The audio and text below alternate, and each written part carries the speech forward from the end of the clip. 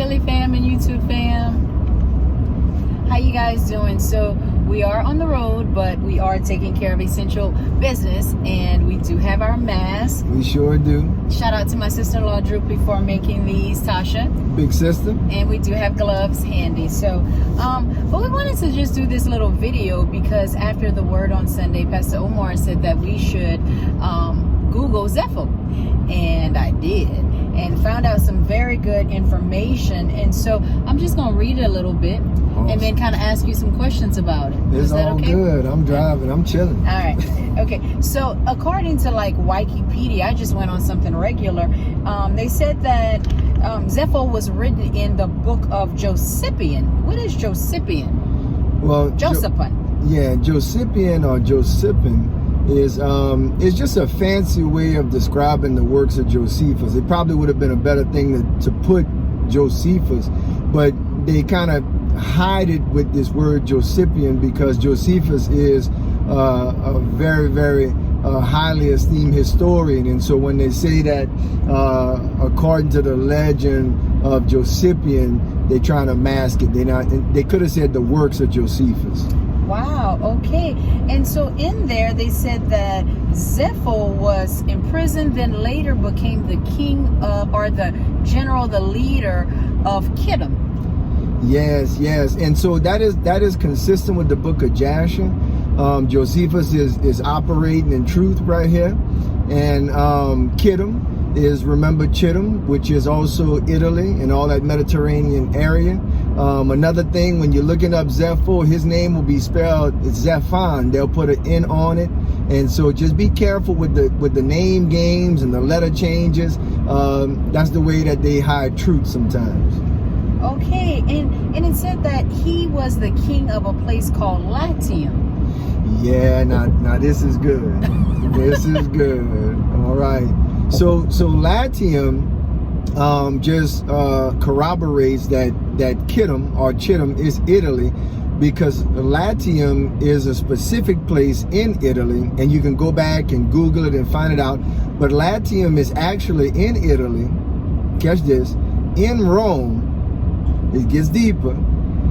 A certain place in Rome, wow, which today is known as Vatican City. Wow. So Zepho ruled over Chittim, Italy, from the place that we now call Vatican City. Oh my goodness. Talk about the roots of Edom. The roots of Rome is Edom. Oh my goodness. And I have another question. So Zepho, they had another name for him. Something about a Janus.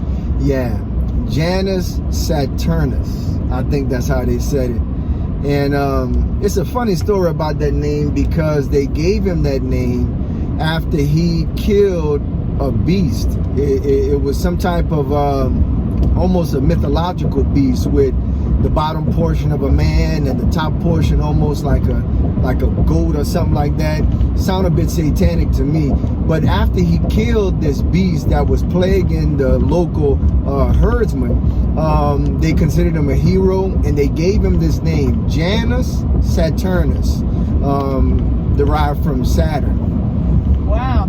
And so in the little study that I was doing, they said that they celebrate a certain day for Mr. Zepho. Yes. After Zepho saved their herds from this mystical beast, they gave him a holiday.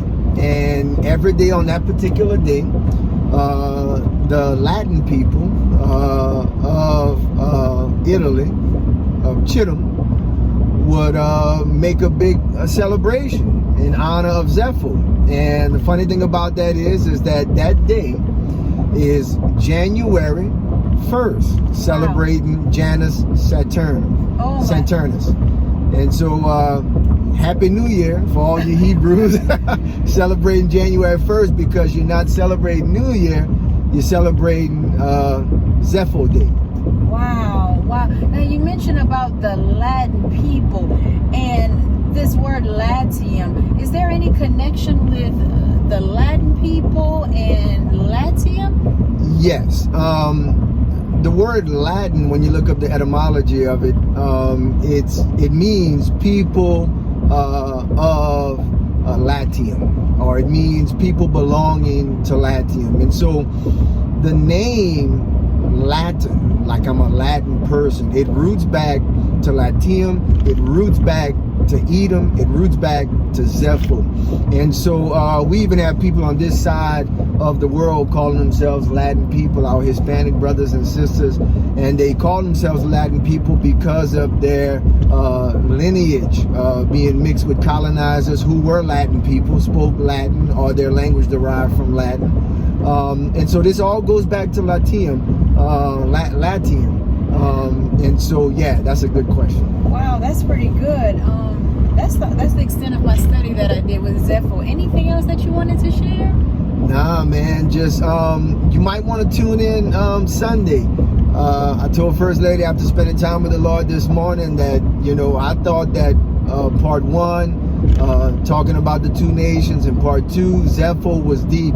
But this third part, where we actually go back to Egypt and we talk about the Exodus, and I'm going to break that up into 3 parts. When we talk about Exodus, we'll talk about Egypt, we'll talk about the actual Exodus and for a little bit, and then we'll talk about Edom and just kind of make that whole connection.